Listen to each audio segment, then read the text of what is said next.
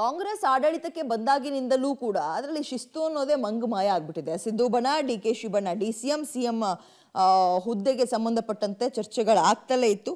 ಇದೀಗ ಶತಾಯಗತಾಯ ಈ ಸಲ ಶಿಸ್ತು ಕ್ರಮದ ಚಾಟಿ ಬೀಸಲೇಬೇಕು ಅನ್ನೋ ತೀರ್ಮಾನಕ್ಕೆ ಕಾಂಗ್ರೆಸ್ ನಾಯಕರು ಬಂದಿದ್ದಾರೆ ಅಂತ ಮಾಹಿತಿ.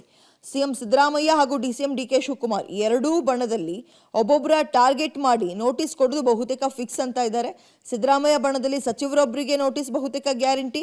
ಡಿಕೆಶಿ ಬಣದಲ್ಲೂ ಕೂಡ ಶಾಸಕರೊಬ್ಬರಿಗೆ ಶೋಕಾಸ್ ನೋಟಿಸ್ ಕೊಡುವಂತೆ ಈಗ ಚರ್ಚೆಗಳಾಗ್ತಾ ಇದೆಯಂತೆ. ಟ್ರಯಲ್ ನೋಟಿಸ್ನಲ್ಲಿ ಒಬ್ಬ ಸಚಿವ ಒಬ್ಬ ಶಾಸಕರ ವಿರುದ್ಧ ಶೋಕಾಸ್ ನೋಟಿಸ್ಗೆ ಈಗಾಗಲೇ ಸಿದ್ಧತೆ ನಡೆಸಿದೆ ಅಂತ ಮಾಹಿತಿ. ಇದು ವಾರದೊಳಗೆ ಇಬ್ಬರಿಗೂ ನೋಟಿಸ್ ಜಾರಿ ಫಿಕ್ಸ್ ಅನ್ನಲಾಗ್ತದೆ. ಬೇಕಾದ್ರೆ ಸಾಧ್ಯ ಆದರೆ ತಲೆದಂಡ ಕೂಡ ಮಾಡೋಣ, ಸಚಿವರಿದ್ರೆ ತಲೆದಂಡ ಕೂಡ ಮಾಡಿ ಉಳ್ದಂಥವ್ರಿಗೆ ಬುದ್ಧಿ ಕಳ್ಸೋಣ, ಇಲ್ಲಾಂದ್ರೆ ಇದು ಹಿಂಗೆ ಮುಂದುವರ್ಕೊಂಡು ಹೋಗ್ಬಿಡುತ್ತೆ ಅಂತ.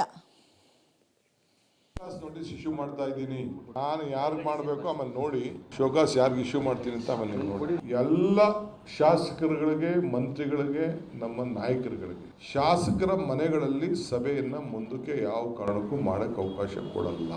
ಏನಾದ್ರು ಪಕ್ಷದ ಸಭೆ ನಡಿಬೇಕಾದ್ರೆ ಕಾಂಗ್ರೆಸ್ ಕಚೇರಿ ಚಿಕ್ಕದಿತ್ತು ಅಂದ್ರೆ ಯಾವ್ದಾದ್ರು ಒಂದು ಸಮುದಾಯ ಭವನ ತೆಗೆದುಕೊಂಡು ಅಲ್ಲಿ ಹೊರಗಡೆ ಟೆಂಟ್ ಹಾಕ್ಬಿಟ್ಟು ಸಭೆಗಳನ್ನ ನಡೆಸಬೇಕು.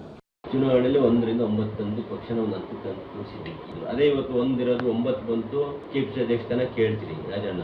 ಅದೇ ಡಿ ಕೆ ಶಿವಕುಮಾರ್ ಸಾಹೇಬರು ಮುಖ್ಯಮಂತ್ರಿ ಮಾಡಿ ಅದನ್ನು ಡಿಸಿಎಂ ಮಾಡ್ಕೊಳ್ಳಿ ಅನ್ನೋದು ನನ್ನ ಮಾಡಿ.